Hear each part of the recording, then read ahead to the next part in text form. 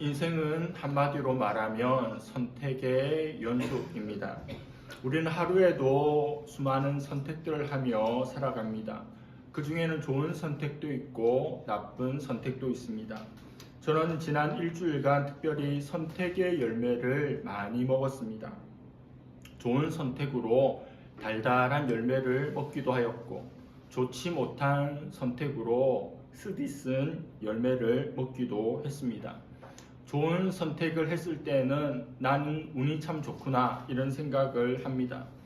반대로 나쁜 선택을 하면 나는 왜 이렇게 바보 같지? 왜 그런 어리석은 선택을 했을까라고 자책하는 시간들을 보냅니다.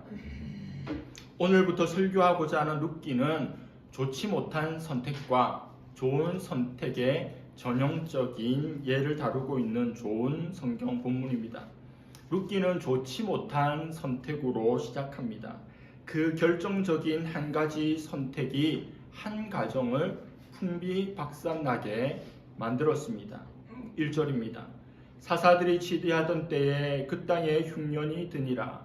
유다 베들레헴의 한 사람이 그의 아내와 두 아들을 데리고 모압 지방에 가서 거류하였는데, 시대의 배경은 사사들이 치리하던 때입니다. 사사시대의 특징은 사사기에 반복되는 표현을 통해서 알 수 있습니다. 오늘 살펴보고 있는 룻기 바로 앞 성경이 사사기인데, 사사기의 마지막은 이렇습니다. 21장 25절. 그때 이스라엘에 왕이 없으므로 사람이 각기 자기의 소견에 옳은 대로 행하였더라. 사사시대는 왕이 없던 시대였습니다. 그래서 사람들이 자기 마음대로, 자기 기분대로, 자기 원하는 대로 마음대로 살았던 시대가 사사시대입니다. 그러나 이스라엘에 진정한 왕이 없었던 때는 단 한 번도 없습니다. 인간 왕이 있을 때, 인간 왕이 없을 때가 있었지만 여호와 하나님께서 이스라엘의 왕으로 엄연히 존재하시는데 그 사회는 왕이 없다고 여겨진 사회였다는 겁니다. 하나님이 엄연히 존재하고 계신데 왕이 없다고 여기며 마음대로 살아가는 방종의 시대였습니다. 방종하게 되면 징벌을 받죠. 그래서 사사기는 죄, 회개, 사사들 통한 구원이 끊임없이 반복되는 악순환의 책이 바로 사사기입니다. 그 시대적 배경을 설명하고 있습니다. 또 하나의 상황적 배경이 있는데 그 땅에 흉년이 들었다는 겁니다. 베들레헴은 이스라엘에서 가장 풍요로운 지역 가운데 하나입니다. 베들레헴이라는 뜻 자체가 떡집이란 뜻입니다. 그런데 떡집에 떡이 없습니다. 빵집에 빵이 없습니다. 참 안타까운 일이죠. 한국에서도 불경기가 없다고 말하는 산업도시 울산이나 거제 같은 도시에 경기가 나빠진 것과 같은 상황이 펼쳐지게 된 겁니다. 저는 한국의 여러 지역들 중에 경주를 참 좋아합니다. 특별히 보문호수, 보문단지 안에 있는 보문호수에 대한 좋았던 기억들이 참 많이 있습니다. 이제 곧 벚꽃이 피겠죠. 벚꽃이 보문단지 안에 정말로 벚꽃 터널을 이루고 그 도시 전체를 벚꽃이 완전 덮어버립니다. 벚꽃이 허들어져 있는 보문단지의 그 오솔길, 그 산책길을 산책하고 보문호수에서 오리배를 유유자적 타면 바로 여기가 천국이다 싶은 마음이 듭니다. 그런데 몇 년 전 제가 보문단지, 보문호수를 찾고는 깜짝 놀란 충격적인 모습을 목격합니다. 오랜 가뭄으로 보문호수가 말라버린 겁니다. 물이 완전히 없어지지는 않았지만 더 이상 오리배, 보트를 탈 수 없을 만큼 물이 없는 겁니다. 물이 없는 호수, 그 자체가 말이 안 되죠. 그것이 바로 베들레헴의 상황입니다. 풍요로워야 하는데 풍요로움이 사라진 겁니다. 흉년은 하나님의 징계입니다. 하나님의 벌입니다. 하나님을 떠나고 하나님을 왕으로 섬기지 않는 이스라엘 백성들을 돌이키게 하려는 하나님의 채찍입니다. 사람들이 배고파함으로 그들의 죄를 돌아보며 하나님께 돌아오게 하려는 하나님의 극약 처분이 바로 징계입니다. 바로 흉년의 징계죠. C.S. 루이스는 고통은 귀먹은 세상을 깨우기 위한 하나님의 메가폰이다 이렇게 말했습니다. 사람들이 귀가 먹었습니다. 하나님의 소리를, 하나님의 말씀을 듣지 않고 들으려고도 하지 않습니다. 그때 하나님께서 징계를 통해서, 벌을 통해서 그 귀에 확성기를 대고 하나님께서 뜻을 전하는 것이 바로 고통, 고난이라는 겁니다. 오늘 이스라엘이 경험하고 있는 흉년이 바로 그것입니다.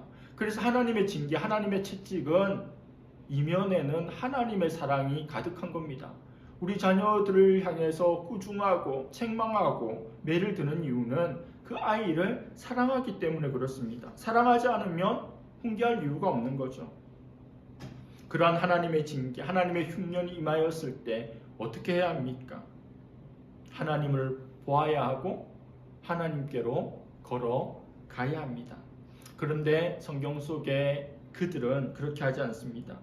유다 베들레헴의 한 사람이 그의 아내와 두 아들을 데리고 모압 지방에 가서 거류하였는데, 하나님의 징계에 대한 그들의 반응, 리액션, 그들의 솔루션은 모압 지방으로 이사가는 거였습니다.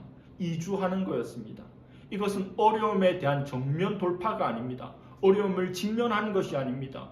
어려움을 준 하나님 앞에 서는 것이 아닙니다.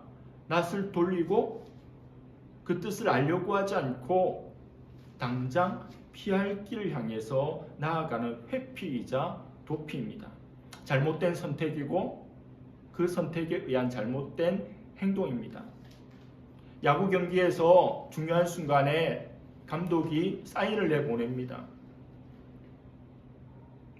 타자에게 그리고 주자에게 똑같이 히트 앤드 런, 타자는 치고 주자는 달리는 사인을 내보냈습니다. 그런데 타자도 주자도 감독의 사인을 받았는데 타자는 배트를 휘두르지 않고 주자는 달리지 않는 겁니다. 감독이 사인을 줬는데 자기 마음대로 하는 거예요. 징계라고 하는, 흉년이라고 하는 하나님의 사인이 임했습니다. 그런데 그에 제대로 반응하지 않는 겁니다. 그들이 이사간, 그들이 새로운 꿈을 향해서 갔던 모압 땅은 어떤 땅입니까? 그 땅은 좋은 땅입니다. 강수량이 풍부해서 농사짓기 좋은 땅입니다. 우리가 머물고 있는 베들레헴은 흉년인데 거기는 풍년입니다. 거기는 차고 넘치는 땅입니다. 지금의 흉년된 베들레헴과 비교하면 너무도 대조되는 좋은 땅입니다. 그러나 그 땅은 하나님의 땅이 아닙니다. 하나님을 알지 못하는 이방 지역입니다. 하나님이 아니라 우상을 섬기는 사람들이 득실거리는 곳입니다. 그곳에 있는 사람들은 영적인 사람들이 아니라 육적인 사람입니다. 똑같은 사람이지만 다른 사람입니다. 이스라엘 백성들은 영적 존재이고 그들은 육적 존재인데 영적인 죄로 인해서 하나님께서 육적인 문제, 흉년을 주셨는데 이 육적인 문제를 해결하는 해답은 영적인 매듭을 푸는 것인데 그들은 육적인 선택을 하는 어리석음을 보였다는 겁니다. 영적인 죄로 인한 육적인 문제를 해결하기 위해 영적으로 풀지 않고 육적으로 그 문제를 해결하고자 했다는 겁니다. 하나님께서 출애굽한 이스라엘 백성들에게 그리고 훨씬 이전엔 아브라함에게 약속한 가나안 땅은 어떤 땅입니까? 가나안 땅, 바로 젖과 꿀이 흐르는 땅으로 표현된 땅입니다. 젖이 흐르고 꿀이 흐르니까 너무너무 좋은 땅이잖아요. 그러나 제가 가본 이스라엘은, 그리고 여기서 말하고 있는 젖과 꿀이 흐른다는 것은 육적인 의미가 아닙니다. 세상적인 관점, 상식적인 관점, 이성적인 관점으로 보면 가나안 땅, 이스라엘, 그 땅 그 자체가 좋은 땅이 아닙니다. 돌도 많고 그 땅은 그 자체가 좋은 땅이 아닙니다. 육적으로 좋은 땅이 아닙니다. 그런데 왜 그곳은 복지입니까? 복된 땅입니까? 영적으로 젖과 꿀이 흐르는 땅입니다. 무슨 말인가요? 신명기 11장 11절에서 12절은 이렇게 말씀합니다. 가나안 땅에 대한 하나님의 설명입니다. 너희가 건너가서 차지할 땅은 산과 골짜기가 있어서 하늘에서 내리는 비를 흡수하는 땅이요 내 하나님 여호와께서 돌보아 주시는 땅이라. 연초부터 연말까지 내 하나님 여호와의 눈이 항상 그 위에 있느니라. 성경을 공부하고 성경을 제대로 보면 서로 말이 되지 않는 충돌하는 표현들이 이 구절 속에 있습니다. 너희가 건너가서 차지할 가나안 땅은 산이 있고 골짜기가 있다. 이건 농경사회에서는 좋은 게 아닙니다. 산이 있고 골짜기가 있으면 농사를 어디서 어떻게 짓겠습니까? 하늘에서 내리는 비를 흡수하는 땅이래요. 비를 흡수한다. 좋은 것을 흡수한다. 음식물을 흡수한다. 좋은 의미 같죠. 근데 좋은 의미가 아닙니다. 하늘에서 내리는 비가 머물러 있어야 농사를 짓죠. 흡수하는 땅은 다 빠져서 사라진다는 겁니다. 그래서 농부들은 비가 오면 물을 저장하죠. 이 땅은 그 땅은 비를 흡수하는 땅이라 비가 금방 사라지는 땅이라 그 땅에 소망이 있는 것이 아니라 하늘에 소망이 있습니다. 하나님이 때에 맞는 비를 주셔야 되지 흡수해버려서 어떻게 할 수 없는 땅이라는 겁니다. 하나님이 도와주셔야 농사를 지을 수 있는 땅이 비를 흡수하는 땅입니다. 하나님께서 돌보아 주시는 땅, 연초부터 연말까지 하나님 눈이 항상 그 위에 있는 땅이라는 겁니다. 그 땅덩어리 자체가 금덩어리 땅이 아니고 비를 흡수해야 하는 땅이고 산과 골짜기가 많은데 하나님께서 주의하여 보시고 권념하시고 생각하시고 돌보아 주시면 이른 비와 늦은 비를 주셔서 땅이 그 모양 그 꼴이어도 풍요로움을 주신다는 겁니다. 이게 복된 땅입니다. 우리가 밟는 땅이 하나님만 바라봐야 되는 땅이 그게 바로 복된 땅입니다. 우리가 서 있는 그 땅이 하나님만 바라보는 복된 땅 될 수 있기를 바랍니다. 2절 말씀입니다. 그 사람의 이름은 엘리멜렉이요 그의 아내 이름은 나오미요 그의 두 아들의 이름은 말론과 기론이니 유다 베들레헴 에브랏 사람이더라. 그들이 모압 지방에 들어가서 거기 살더니. 그들은 에브랏 사람입니다. 베들레헴, 에브라다야 이런 표현이 나오죠. 바로 그 땅입니다. 다윗이 태어난 땅, 예수님이 태어난 땅, 그런 특별한 땅이 바로 그 땅이라는 겁니다. 남편의 이름은 엘리멜렉, 아내의 이름은 나옴입니다. 엘리멜렉은 나의 하나님은 왕이시다 이런 뜻입니다. 나오미는 기쁨이라는 뜻입니다. 두 아들의 이름 말로는 병약한, 기료는 쇠약한 이런 뜻입니다. 하나님은 나의 왕이시다. 기쁨이 좋은 뜻이잖아요. 이름을 다 좋은 뜻으로 짓잖아요.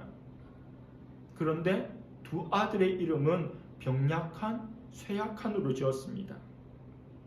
그들의 아들들에게 지어준 이름은 올바른 신앙에서 나온 이름이 아닙니다. 두 이름 모두 가나안식입니다. 히브리식이 아닙니다. 아마 자식들의 이름을 이렇게 지어서 액땜하려고 했던 것 같습니다. 좋지 못한 일이 임하게 되는데 아이 이름이 안 좋아서 그 좋지 못한 일이 피해가도록 일어나지 않도록 하기 위한 한국도 예전에 개똥이 소똥이 안 좋은 이름을 지어서 이 아이가 악한 것으로부터 공격당하지 않게 하려고 그렇게 했다는 이야기가 있는 비슷한 문화입니다. 아들들의 이름을 이렇게 액땜하듯이 짓는 것만 봐도 이들 부부는 여호와의 신앙을 이미 떠난 것으로 보입니다. 엘리멜렉이란 이름, 나옴이란 이름, 베들레헴, 에브라다에 살고 있긴 하지만 사사시대라는 배경처럼 하나님과 아무 상관없이 그들 생각이 옳은 대로 그 지역의 문화에 맞게 그저 그렇게 살아가던 사람들이었다는 겁니다. 3절부터 5절입니다. 나오미의 남편 엘리멜렉이 죽습니다. 남편이 죽었어요. 나오미에게는 두 아들이 있었죠. 그 두 아들을 장가 보냈는데 모압 여자들을 며느리로 맞이합니다. 아내로 맞이합니다. 오르바라는 여인, 루시라는 여인을 며느리와 아내로 맞이합니다. 그리고 여전히 모압 땅에서 한 10년 정도 더 살았습니다. 5절에 그런데 두 아들조차 장자와 차자가 죽어버렸습니다. 나오미와 며느리만 남았어요. 그 여인은 두 아들과 남편의 뒤에 남았더라. 참 씁쓸하죠. 두 아들도 무지개 다리를 건너고 남편도 건너고 나만 남아 있다는 겁니다. 베들레헴을 뒤로하고 살 길을 찾아서 갈아타기를 시도해서 모압 지방으로 이주해서 왔는데 남편이 죽어버렸습니다. 그러면 돌이켜야 되잖아요. 이 정도 어려움이 오면 이제 내가 잘못했구나, 우리가 잘못했구나, 돌아가야지, 하나님께 돌아가야지, 복된 땅으로 돌아가야지, 그 신앙으로 돌아가야지 해야 되는데 그들의 길에 스탑을 하지 않고 고호를 했던 겁니다. 이사하기가 보통 일이 아니고 여기 그래도 살만해라는 생각이 있었겠죠. 그러니까 아예 그곳에서 살려고 모압 여자들을 며느리로, 아내로 맞이했다는 겁니다. 그러나 하나님의 마음은, 하나님의 징계는 거기서 끝나지 않습니다. 한 10년 정도 지나자 이제 아들들이 죽습니다. 병약한, 쇠약한이란 이름을 지어서 액땜을 하고자 했던, 화를 면하고자 했지만 결국은 그 이름대로 병약하게, 쇠약하게 죽어버리고 말았다는 겁니다. 요절했습니다. 이제 여자들만 남았어요. 제가 대학 다닐 때 남자 셋 여자 셋이라고 하는 시트콤이 있었는데 원래 다 합해보면 남자 셋 여자 셋이죠. 엘리멜렉, 말론, 기룡 남자 셋, 나오미, 오르바룻 여자 셋, 남자 셋 여자 셋. 뭘 해도 어딜 가도 재밌게 숫자가 맞잖아요. 물론 동시대에 다 존재하지는 않았지만, 그런데 이제 남자 셋은 없습니다. 여자 셋만 그대로 남아버렸습니다. 상실의 시대가 된 거죠. 모든 걸 잃어버렸습니다. 언약의 자손이, 하나님의 백성이 이방 지역에 살고 이방 여인과 결혼하는 것, 그것은 율법의 정신에 어긋나는 일입니다. 신약자들은 이 두 아들이 일찍 죽은 것은 그런 결혼을 했기 때문에 이방 여인과 결혼을 한 죄로 인한 것으로 보기도 합니다. 그럴 수도 있고 아닐 수도 있죠. 성경에 명확하게 나와 있지는 않지만 그러나 그럴 가능성이 많다고 신학자들은 보는 겁니다. 잘못된 선택이 비극을 낳고 그 잘못된 선택이 또 다른 잘못된 선택으로 이어짐으로 또 비극이 옵니다. 처음에는 조금 어려웠지만 점점 극한의 비극으로 벼랑 끝으로 가게 되는 상황이 된 겁니다. 여러분, 나오미의 입장을 한번 생각해 본 적이 있습니까? 나오미, 생각만 해도 불쌍합니다. 비참해도 이렇게 비참합니까? 안 돼도 이렇게 안 됩니까? 뭘 해도 인생이 안 풀리는 인생입니다. 이 당시에는 가부장적인 사회였겠죠. 남편이 결정하고 주도하며 여자들과 애들을 그냥 줄줄 따라가야 하는 거 아닙니까? 이사 결정을 누가 주도적으로 했겠습니까? 나오미가 거기 분양받아서 가서 살자고 했겠습니까? 엘리멜렉이 결정했겠죠. 가부장적 사회에서 내가 선택한 것도 아니고 남편이 선택한 것에 대한 그 결과물을, 그 쓴 열매를 나오미가 씹어먹고 있는 겁니다. 그녀는 구약 시대에 가장 불쌍히 여기는 세 그룹이 있는데 객과 고아와 과부인데 그 중에 한 그룹에 속하게 됐습니다. 생과부가 된 겁니다. 그리고 시편에 나오는 것처럼 내 자녀들은 장사의 화살통에 있는 화살과 같다. 남편이 죽었어도 기둥 같은, 야긴과 보아스 같은 두 아들이 있어서 그래도 소망을 두고 든든했을 텐데, 우리 가정을 건사할 거라 생각했을 텐데, 그래서 배필을 만나서 결혼도 시켜줬는데 먼저 이 세상을 떠나게 된 겁니다. 자기보다 먼저 자식이 죽은 겁니다. 땅에 묻었을까요? 가슴에 묻었습니다. 베들레헴을 떠나올 때는, 유해 성경을 보면 알겠지만 베들레헴을 떠나올 때는 부유했습니다. 풍족했습니다. 근데 지금은 거지가 됐어요. 이쯤 되면 딱 죽고 싶은 마음이 들지 않겠습니까? 한국 사회를 떠나서 미국으로 이민 가던 이들이 많이 있었죠. 한국에서 잘 살던 것들을 다 처분하고 또 미국에 가서 생활하는데 아메리칸 드림을 이루기도 하지만 또 그렇지 못한 이들도 있잖아요. 제가 수년 전에 교회에서 보내줘서 이스라엘을 갔었는데 이스라엘에 갔을 때 그 현장에 온 팀이 미국 교회에서 온 팀이었는데 참 어떤 분을 만났는데 한국은행에서 근무했대요. 한국은행에서 근무했고 저희가 그때 잠실 장미 아파트에 살았는데 장미 아파트에 살았대요. 뭐 20년인가 30년 전에 한국은행 좋은 직장, 서울대 경제학과 나와서 좋은 직장이었는데 그거 다 처분하고 미국에 간 거죠. 뭐 살만하니까 이스라엘도 오고 했겠죠. 그때 장미 아파트를 뭐 3천만 원에 팔았다던가. 그때 제가 이스라엘 갔을 때 이 아파트가 그 20억 됐다는 이야기를 하니까 그렇게 많이 올랐느냐고 했습니다. 이 사회를 떠날 때는 부유했는데 남편도 없고 자식도 없고 돈도 없게 된 겁니다.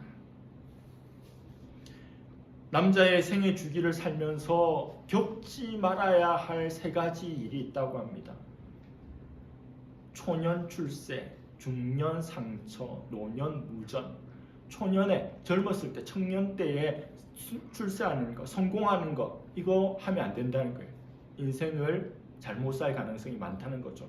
그리고 중년의 상처, 중년에 아내가 죽는 일, 그리고 노년, 나이 들었는데 돈이 없는 일, 이거 겪지 말아야 된대요. 나오미가 남자는 아니지만 어쩌면 이 3가지를 다 겪은 인물이 아니겠습니까? 그전엔 풍족했으니 그래도 성공했던 거고, 중년에 남편을 잃었고 노년에 돈이 없어요. 존 파이프 목사님은 이런 나오미의 처지를 혹독한 섭리라고 표현했습니다. 섭리, 듣기만 해도 은혜가 되고 소망이 되는데 혹독하니 붙어있어요. 섭리는 좋은데 너무 혹독해. 하나님을 떠난 인생은 비참해집니다. 풍족하게 떠났던 그들이 빈손이 되었습니다. 우리는 삶의 환경이 어떠하든지 하나님만 바라보도록 부름받은 존재임을 잊지 말기를 바랍니다. 우리 인생들에도 흉년이 찾아옵니다. 경제적인 흉년, 관계의 흉년, 질병의 흉년 등이 그것입니다. 그러나 너무 힘들어하지 말기를 바랍니다. 그리고 미리 걱정하지 말기를 바랍니다. 하나님은 흑암 중에서 일하십니다. 어두운 밤하늘의 별은 낮에 보면 보이지 않지만 밤에 보입니다. 어두우니까 그 빛이 선명해지죠. 고난 가운데 있을 때 하나님은 더 선명하게 보이고 하나님의 음성은 더 분명하게 들립니다.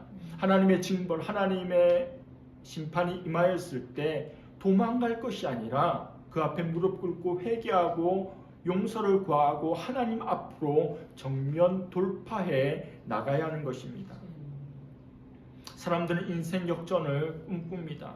그래서 복권을 사기도 하고 로또를 사기도 하고 주식과 코인을 사기도 합니다. 그러나 우리 하나님은 인생을 역전시키는 분입니다. 사막이 아름다운 것은 그 어딘가에 오아시스를 품고 있기 때문입니다. 룻기는 사막과 같이 어두운 사사시대에 믿음과 사랑으로 살아냈던 이들이 펼쳐내는 오아시스 같은 이야기입니다. 어둠을 저주할 시간에 촛불을 하나 꺼내 들기를 바랍니다. 준 레인의 보배라는 책에 나오는 글입니다.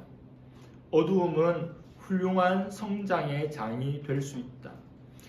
내가 영국에 살 때 우리 집에 히야신스가 있었는데 이 식물은 꽃을 피우기 위해 여러 주 동안을 깜깜한 곳에서 자라야만 하는 꽃이었습니다. 사사시대는 어두운 시대입니다. 그러나 아름다운 사랑이, 아름다운 믿음이 꽃피기 시작합니다. 흑암 중에 핀 꽃은 더욱더 아름답고 더욱 향기 납니다. 룻기를 통해서 만나는 우리 하나님은 우리의 실수마저도 우리의 죄마저도, 우리의 잘못된 선택마저도 선용하시는, 선하게 활용하시는 하나님입니다.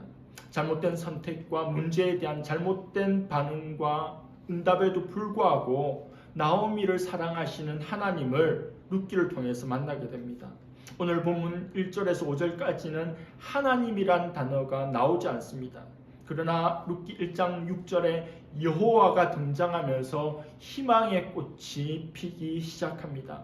비극적인 가정에 여호와가 등장하시는 거죠. 이것이 소망입니다.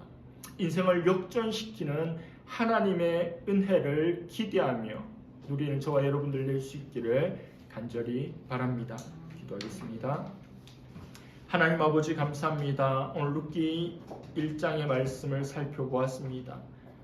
하나님의 징계가 임하였을 때 그것이 하나님의 사랑임에도 불구하고 하나님께 나아가지 못하고 회개하지 못하고 눈에 보이는 대로 좋은 선택을 한 이 가정이 풍비박산 나는 것을 보았습니다. 우리 인생도 수많은 선택에 직면하게 되고 그 선택의 결과물로 살아가게 될 것인데 바른 선택을 할 수 있는 영원을 허락하여 주시고 말씀을 주시고 또 잘못된 선택을 했을 때 언제든지 돌아보며 회개하며 하나님께로 돌아올 수 있는 우리가 되게 하여 주시옵소서. 우리가 하나님 앞에 온전한 믿음, 순전한 믿음, 바른 신앙으로 살아가면 좋지만 실수하고 연약하고 넘어지고 죄를 지어도 끝끝내 우리를 사랑하시고 안으시고 회복시키시는 하나님의 그 은혜가 있음을 잊지 않고 그 은혜 가운데 사는 우리 모두가 되게 하여 주시옵소서.